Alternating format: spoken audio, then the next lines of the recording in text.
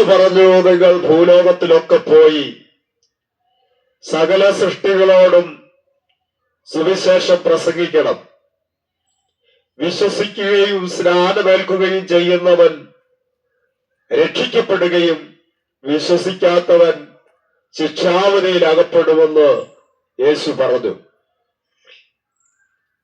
രാജ്യത്തിന്റെ ഈ സുവിശേഷം സകല ജാതികൾക്കും സാക്ഷ്യമായി ഭൂലോകത്തിലൊക്കെയും പ്രസംഗിക്കപ്പെടും, അപ്പോൾ അവസാനം വരും എന്ന് ദൈവത്തിന്റെ വചനം വായിക്കപ്പെടുകയാണ്. അപ്പോൾ ഈ സുവിശേഷം അറിയിക്കുവാൻ ഒരു വലിയ ദൗത്യം കർത്താവിനാൽ വിളിച്ചു വേർതിരിക്കപ്പെട്ട ഏതൊരു ക്രിസ്തു ഭക്തനിലും ദൈവം നൽകിയിരിക്കുന്ന ഒരു വലിയ ഉദ്യമമാണ്. ഈ സുവിശേഷം എവിടെയൊക്കെയാ അറിയിക്കേണ്ടത് എന്ന് ചോദിച്ചാൽ, സർവ സൃഷ്ടികളോടും സുവിശേഷം പ്രസംഗിക്കണമെന്നുള്ളതാണ്.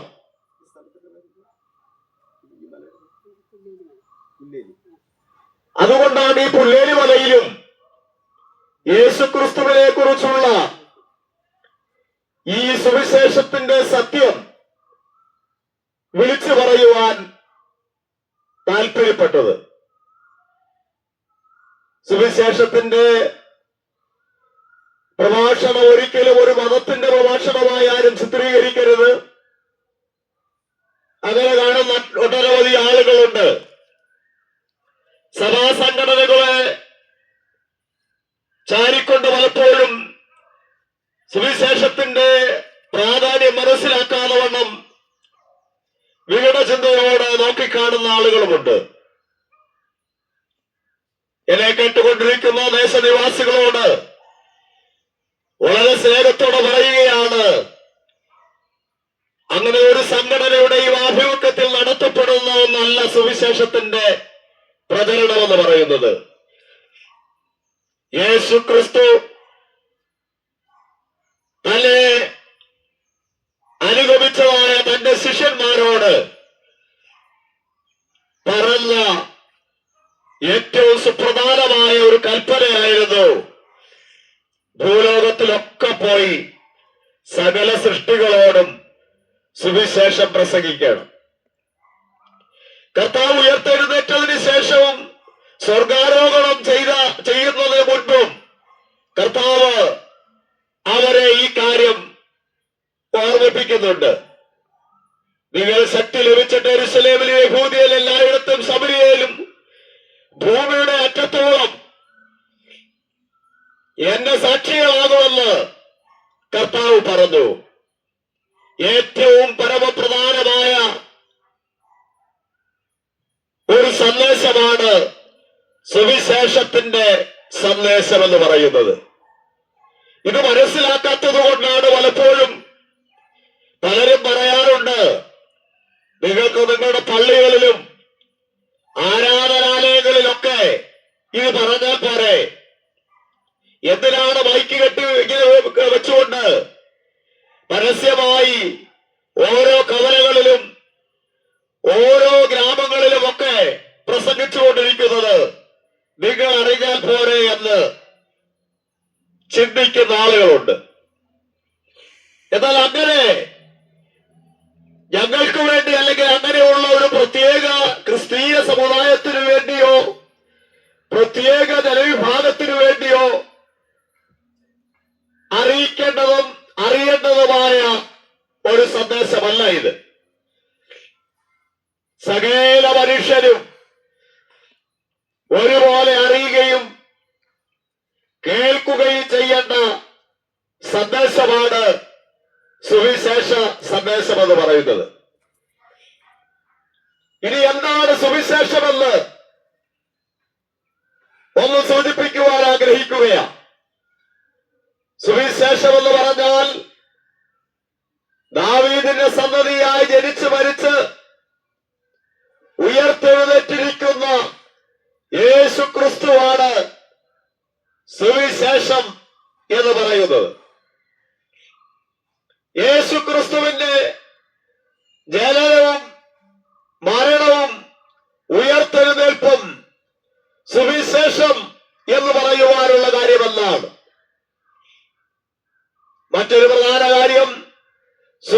സുവിശേഷമെന്ന് പറഞ്ഞാൽ അതിന്റെ അർത്ഥം നല്ല വാർത്തയെന്നാണ്.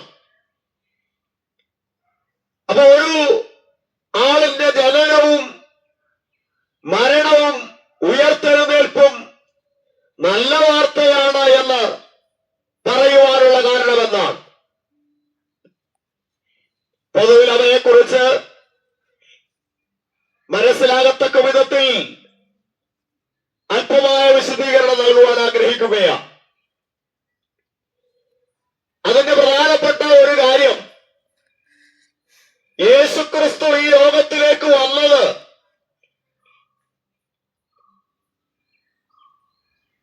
തന്റെ സമുദായത്തിന് വേണ്ടിയോ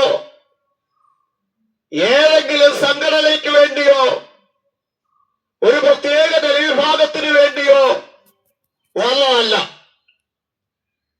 വചനം പഠിപ്പിക്കുന്നത് 1 തിമോഥെയോസിന്റെ ലേഖനം 1-ാം അധ്യായം അതിന്റെ 15-ാമത്തെ വാക്യഭാഗം വായിക്കുമ്പോൾ ക്രിസ്തുയേശു പാപികളെ രക്ഷിപ്പാൻ ലോകത്തിൽ വന്നു എന്നുള്ളത് വിശ്വാസ്യവും എല്ലാവരും അംഗീകരിപ്പാൻ യോഗ്യമായ വചനമാണല്ലോ. അപ്പൊ എന്തിനാ യേശു ഈ ലോകത്തിലേക്ക് വന്നത് ചോദിച്ചാൽ ഒരൊറ്റ പ്രത്യേക സമൂഹത്തിന് വേണ്ടിയോ ഒരു സംഘടനയ്ക്ക് വേണ്ടിയല്ല, മറിച്ച് പാപികളെ രക്ഷിപ്പാൻ ലോകത്തിൽ വന്നവനാണ് യേശു ക്രിസ്തു. അങ്ങനെ പാപി എന്ന് പറഞ്ഞാൽ ആരാണ് പാപി? എന്താണ് പാപം എന്ന വാക്കിന്റെ അർത്ഥമെന്ന് ചിന്തിക്കേണ്ടതായി വരും. പാപം എന്ന വാക്കിന്റെ അർത്ഥം മലയാളത്തിന്റെ നിഘണ്ടു അതിന് അർത്ഥം കൊടുത്തിരിക്കുന്നത് ദൈവവിരോധം വരത്തക്ക പ്രവൃത്തി എന്നാണ്.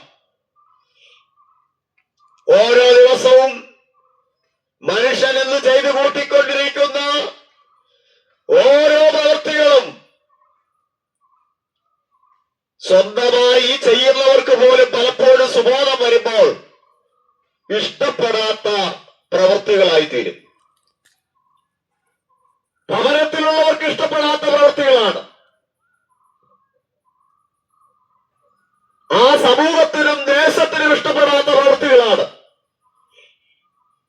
അത് പ്രായത്തിന്റെ പരിധിയൊന്നും വ്യത്യാസം കൂടാതെ കൊച്ചുകുട്ടികൾ മുതൽ പ്രായമുള്ളവർ വരെ ഇന്ന് കാട്ടിക്കൂട്ടിക്കൊണ്ടിരിക്കുന്ന ഓരോ പ്രവർത്തനങ്ങളും വളരെ മോശമായ തരം താണ പ്രവൃത്തിയിലേക്ക് മനുഷ്യൻ അതപ്പതിച്ചുകൊണ്ടിരിക്കുകയാണ്. ഏറ്റവും അധികം മനുഷ്യന്റെ പണം ചിലവഴിച്ചുകൊണ്ടിരിക്കുന്നത് ലഹരി പദാർത്ഥങ്ങൾക്ക് വേണ്ടിയാണ്. ആദ്യകാലങ്ങളിലൊക്കെ മദ്യപാനം ഒക്കെ ആയിരുന്നു ശീലമാക്കിയിരുന്നതെങ്കിൽ കുറെ കൂടെ കഴിഞ്ഞപ്പോൾ അത് കഞ്ചാവ് മുതലായ ഉൽപ്പന്നങ്ങളും അതിനെ മാറ്റിയെടുത്ത് കൊക്കൈൻ പോലെയുള്ള ലഹരി പദാർത്ഥങ്ങളിലേക്കൊക്കെ തിരിഞ്ഞെങ്കിൽ എന്നെ കേൾക്കുന്ന മാതാപിതാക്കളെ ഇന്നത്തെ കാലഘട്ടം അതൊക്കെ മാറി.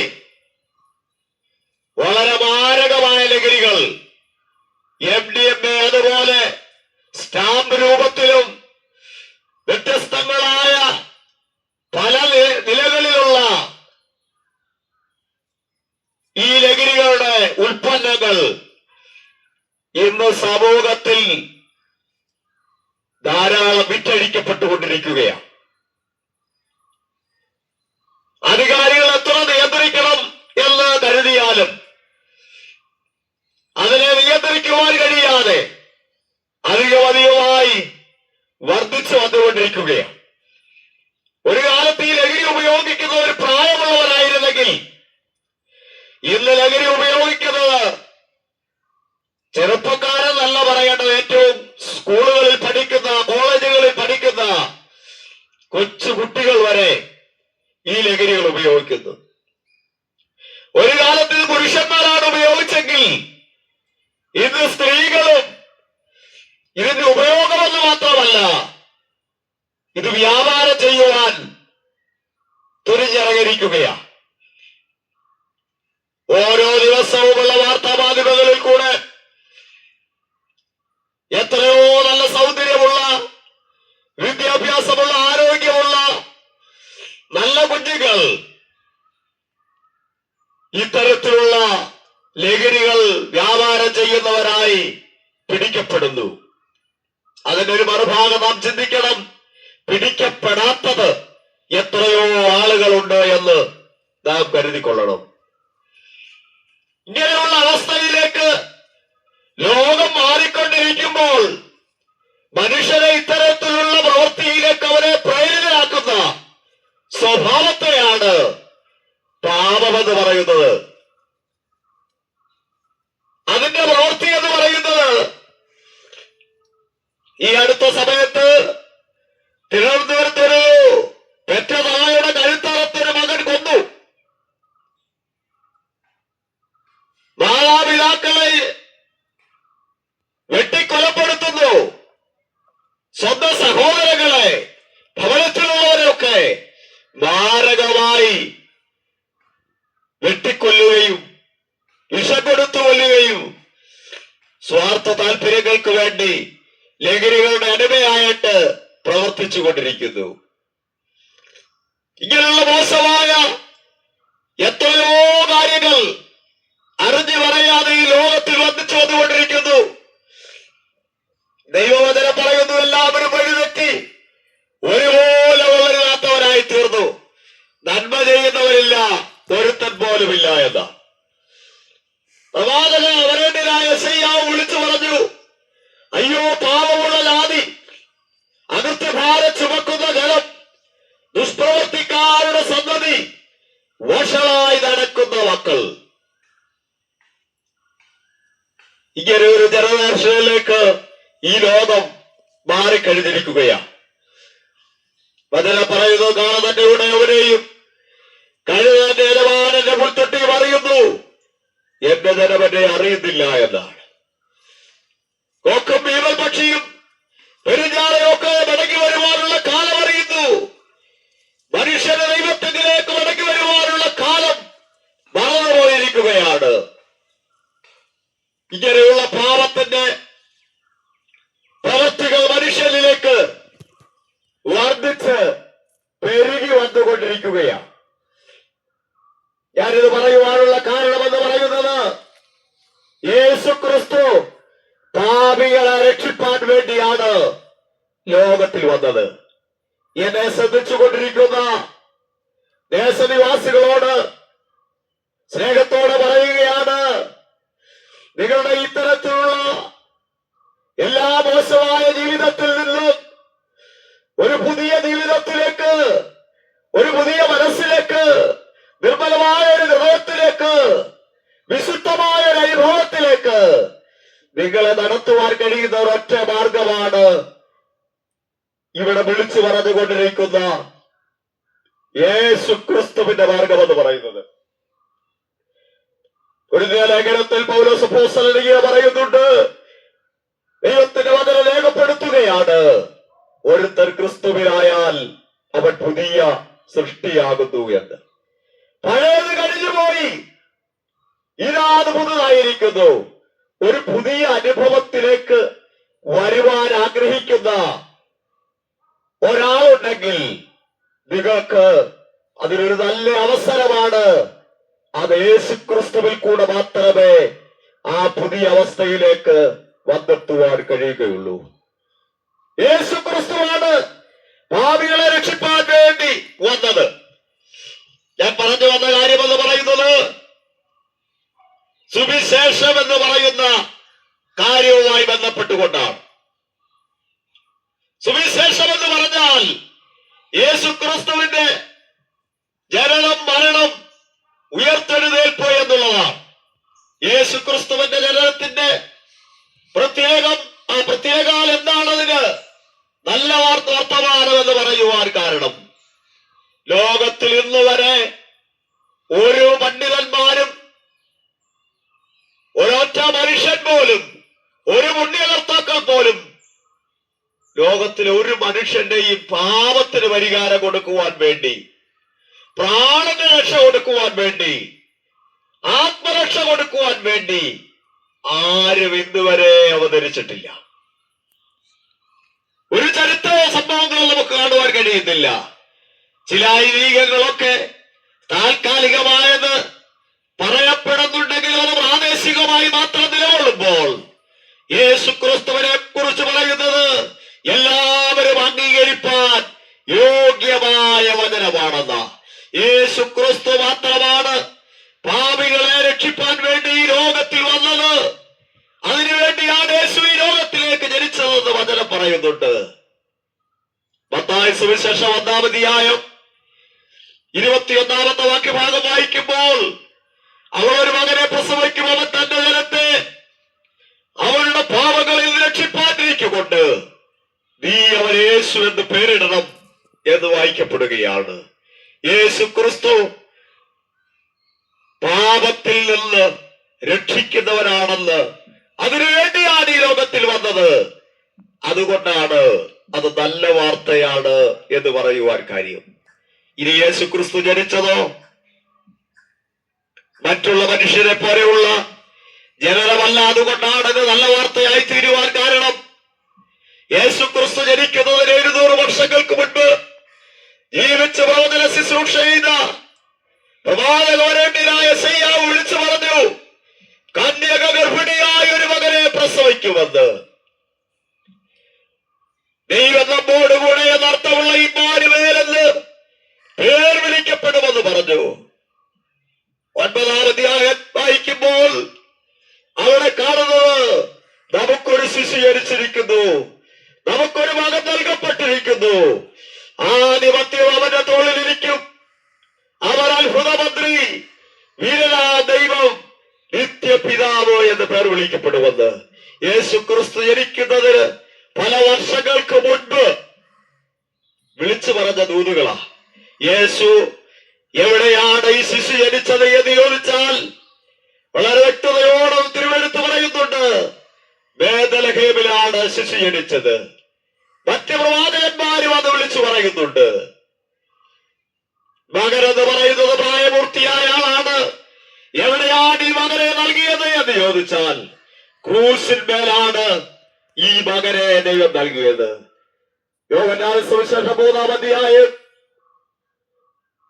അതിന് 16-ാം വാക്യം വായിക്കുമ്പോൾ, തന്റെ ഏകജാതനായ പുത്രനിൽ വിശ്വസിക്കുന്ന ഏവരും നശിച്ചു പോകാതെ നിത്യജീവൻ പ്രാപിക്കേണ്ടതിന് ദൈവം അവരെ നൽകുവാൻ തക്കവണ്ണം ലോകത്തെ സ്നേഹിച്ചു. ദൈവം അവരെ നൽകിയത് ക്രൂശിന്മേലാണ്. നമുക്കൊരു ശിശു ജനിച്ചിരിക്കുന്നു, നമുക്കൊരു മകൻ നൽകപ്പെട്ടിരിക്കുന്നു, ആധിപത്യം അവന്റെ തോളിലിരിക്കും. ആ യേശു ആരാണ് എന്ന് പറയുകയാണ്. അവന്റെ ഭാവി എന്താണെന്ന് പറയുന്നു. ആധിപത്യം അവന്റെ തോളിലിരിക്കും.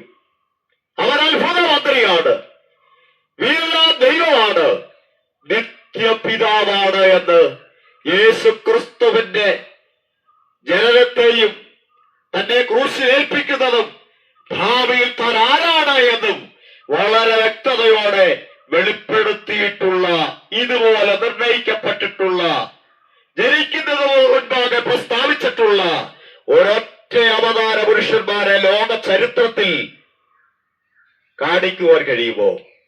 ഒരൊറ്റ മനുഷ്യനെ പോലും അങ്ങനെ കാണിക്കാൻ കഴിയത്തില്ല. അതുകൊണ്ടാണ് യേശു ക്രിസ്തുവിന്റെ ജനനം സുവിശേഷമായി മാറിയത്. ഞാൻ പ്രാരംഭമായി പറഞ്ഞല്ലോ, അതെന്തിനു വേണ്ടിയാ ജനിച്ചതെന്ന്?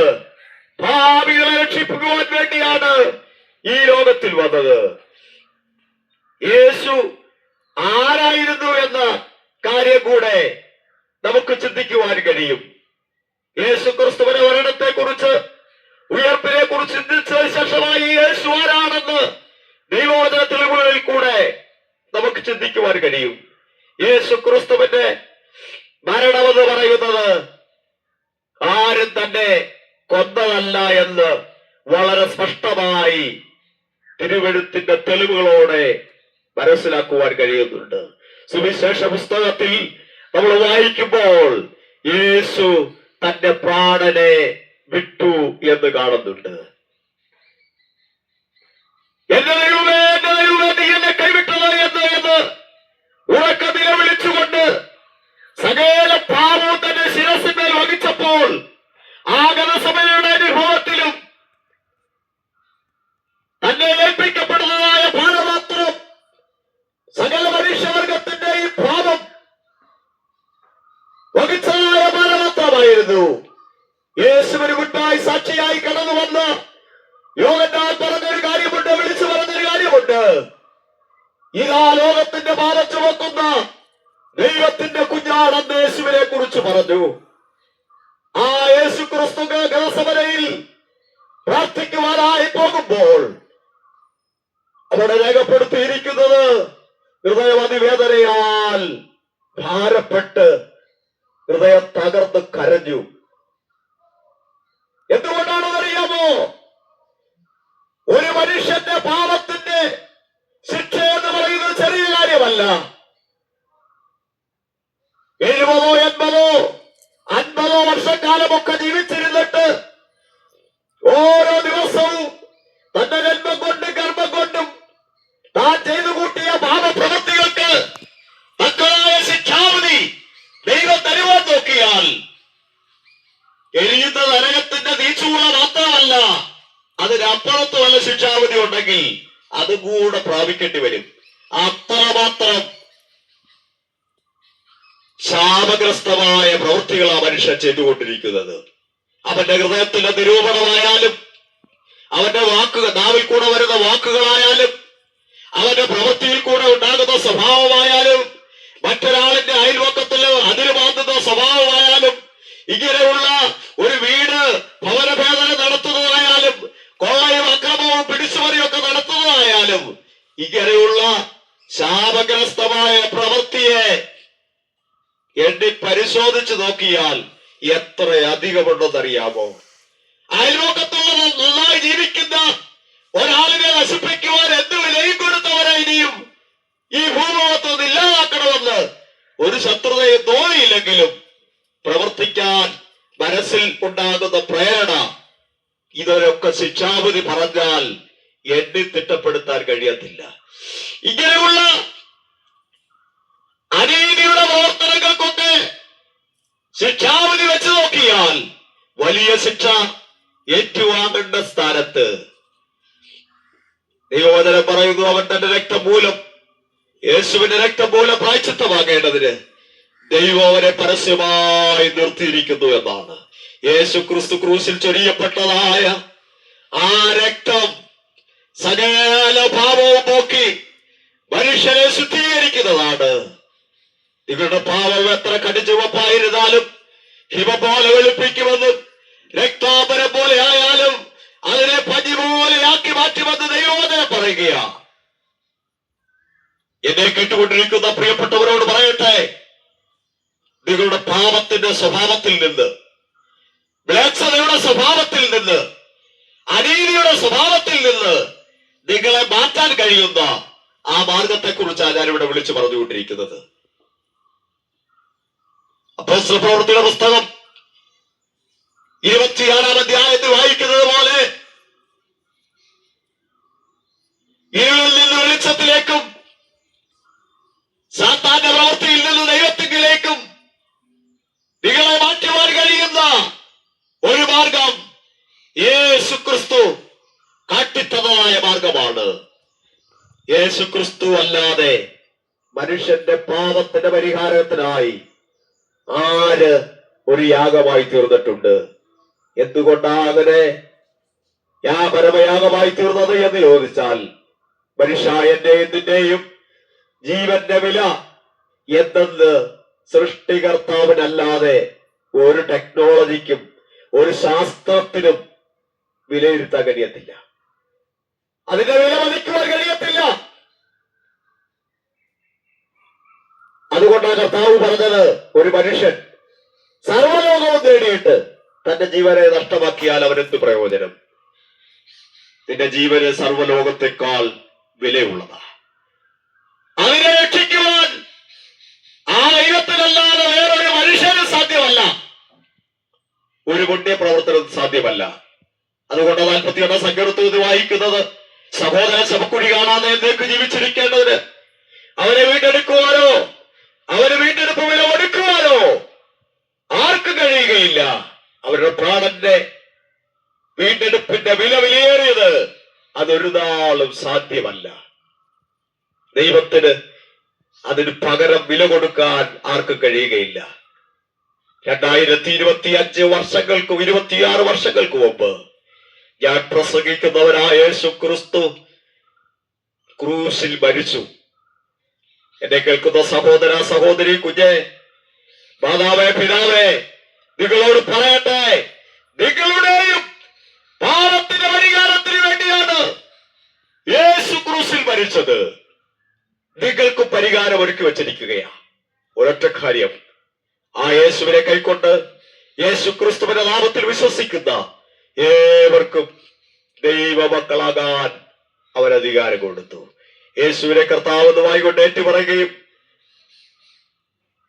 കർത്താവിനെ അംഗീകരിക്കുകയും പാപപരിഹാരത്തിനായി മുഴുകൽ സ്നാനം സ്വീകരിച്ചുകൊണ്ട് പരിശുദ്ധാത്മാവിനെ പ്രാപിച്ച് ദൈവോചനാനുസരണം ജീവിച്ചില്ലെങ്കിൽ, അല്ലല്ല മാനസാന്തരപ്പെടാനാൽ നിങ്ങളെല്ലാവരും അങ്ങനെ തന്നെ നശിച്ചു പോകും.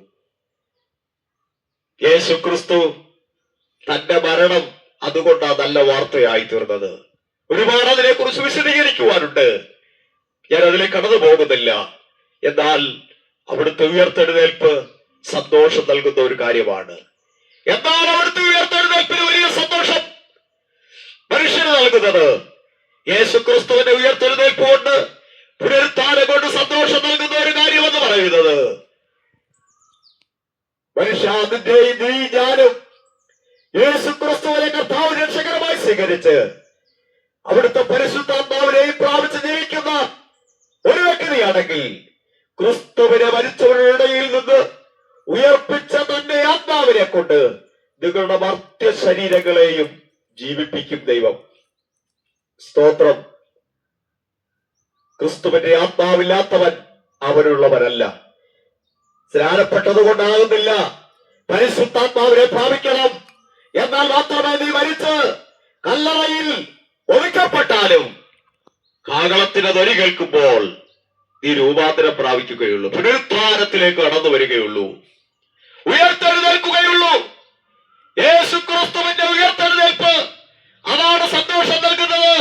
മാത്രമല്ല, യേശു ഉയർത്തെഴുന്നേറ്റത് കൊണ്ടുള്ള ഏറ്റവും വലിയ പ്രാധാന്യം കൽപ്പിക്കുന്ന മറ്റൊരു കാര്യമുണ്ട്.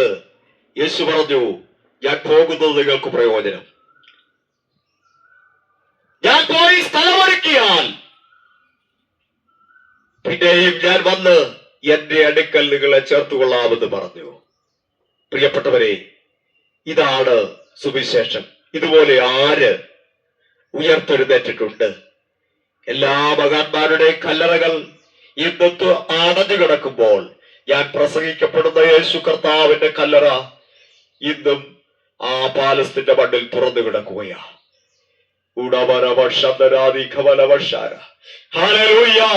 ആ യേശുവിന്റെ കല്ലറ ഇന്ന് തുറന്നു കിടക്കുകയാണ്. അവങ്കിലേക്ക് നോക്കി രക്ഷ പ്രാപിക്കുവാനുള്ള ഒരു അവസരം കർത്താവ് ഒരുക്കി വെച്ചിരിക്കുകയാണ്. ഇതാണ് സുപ്രസാദ കാലം, ഇതാണ് രക്ഷാ ദിവസം. മാനസാന്തരത്തിനുള്ള ഏറ്റവും പര്യാപ്തമായ കാര്യമാണ്. ഈ സുവിശേഷം അംഗീകരിച്ചാൽ, ഈ സുവിശേഷം ജീവിതത്തിൽ പ്രായോഗിക വശത്ത് വന്നാൽ നിങ്ങൾ നിശ്ചയമായും അനുഗ്രഹിക്കപ്പെടും. ഞാനൊരു കാര്യം പറഞ്ഞിരുന്നു, യേശു ക്രിസ്തു ആരാണ് എന്ന കാര്യം. ദൈവവചനത്തിൽ കൊലോസ്യ ലേഖനം 1-ാം അധ്യായം പഠിക്കുമ്പോൾ, അവൻ അദൃശ്യനായ ദൈവത്തിന്റെ പ്രതിമയും സർവസൃഷ്ടിക്കും ആദിനാഥനും, സ്വർഗത്തിലുള്ളതും ഭൂമിയിലുള്ളതും ദൃശ്യമായതും അദൃശ്യമായതും, സിംഹാസനങ്ങളാകട്ടെ, കർത്തൃത്വങ്ങളാകട്ടെ, വാഴ്ചകളാകട്ടെ, അധികാരങ്ങളാകട്ടെ, സകലതും അവൻ മുഖാന്തരം സൃഷ്ടിക്കപ്പെട്ടും അവനായിട്ട് സൃഷ്ടിക്കപ്പെട്ടിരിക്കുന്നു. യേശു ക്രിസ്തു ആരാണ് എന്ന് ചോദിച്ചാൽ, അവൻ സൃഷ്ടാവായ ദൈവമാണ്. അവനാണ് സത്യദൈവവും നിത്യജീവനും എന്ന് പറയുന്നത്. അതുകൊണ്ടാണ് എബ്രായ ലേഖനത്തിൽ പറയുന്നത്, പവിത്രനാണ്, നിർദോഷനാണ്, നിഷ്കളങ്കനാണ്, പാപികളോട് വേറിട്ടവനാണ്, സ്വർഗത്തെക്കാൾ ഉന്നതനായി തീർന്നവനാ, അവന് മീതെ ഒരു ആളുമില്ല എന്നുള്ളതാണ്. സ്വർലോകരുടെയും ഭൂലോകരുടെയും അധോലോകരുടെയും സകല മുഴക്കാലും അവന്റെ നാമത്തിങ്കൽ മടങ്ങുകയും എല്ലാ നാമം യേശു കർത്താവ് എന്ന് പറയുന്ന ഒരു സമയമുണ്ട്. എന്നെ കേൾക്കുന്ന എല്ലാ ദേശവാസികളോടും വളരെ സ്നേഹത്തോടെ ഞാൻ പറയുന്നു, യേശുവല്ലാതെ ഒരു ദൈവമില്ല. ആ യേശു ക്രിസ്തുവിൽ കൂടെ അല്ലാതെ രക്ഷയ്ക്ക് മറ്റൊരു മാർഗവുമില്ല. വചനം പറയുന്നു, മറ്റൊരുത്തരും രക്ഷയില്ല. നാം രക്ഷിക്കപ്പെടുവാൻ ആകാശത്തിന്റെ കീഴിൽ മനുഷ്യന്റെ ഇടയിൽ നൽകപ്പെട്ട വേറെ ഒരു നാമവുമില്ല. ഈ രക്ഷയ്ക്ക് നിദാനമായ ഈ വലിയ പദ്ധതിയെ ഉപേക്ഷിച്ച് കളയരുത്. ഇത്ര വലിയ രക്ഷയെ ഗണ്യമാക്കാതെ പോയാൽ എങ്ങനെ തെറ്റിയൊഴിയുമെന്ന ദൈവം പറയുന്നത്. ഒരു വലിയ ന്യായവിധി മനുഷ്യൻ ഈ ലോകത്തിൽ ഒരുക്കി വെച്ചിട്ടുണ്ട്. പാപത്തെ സ്നേഹിച്ചുകൊണ്ട്, പാപത്തിൽ നിന്ന് പിന്തിരിയാതെ, അനീതിയിൽ രസിച്ചുകൊണ്ട് മുൻപോട്ട് പോയാൽ നിനക്ക് ന്യായവിധി വരുമെന്ന കാര്യം മറന്നു പോകരുത്. ലോകത്തിനും പിശാചിനും ഒരുക്കി വച്ചിരിക്കുന്ന ഒരു വലിയ ന്യായവിധിയുണ്ട്. ആകാശ കൊടുമുഴക്കത്തോടെ ഒഴിഞ്ഞു പോകും, മൂലപദാർത്ഥങ്ങൾ കത്തിയടിയും, ഭൂമി മുതലുള്ള പണികളൊക്കെയും വെട്ടുപോകുമെന്നും, ജീവന്റെ പുസ്തകത്തിൽ പേരെഴുതി കാണാത്ത ഏവരെയും തീപ്പൊയ്കയിൽ തള്ളിയിടുമെന്നും ദൈവത്തിന്റെ വചനം സന്നിഗ്ധമായി വിളിച്ചു പറയുന്ന കാര്യമാണ്. വിശ്വസിക്കുകയും സ്നാനമേൽക്കുകയും ചെയ്യുന്നവൻ രക്ഷിക്കപ്പെടും, വിശ്വസിക്കാത്തവൻ ശിക്ഷാവിധിയിലകപ്പെടും. കർത്താവ് വചനങ്ങളാൽ അനുഗ്രഹിക്കട്ടെ. തുടർന്നുള്ള നിമിഷങ്ങളിൽ പ്രാർത്ഥനയോ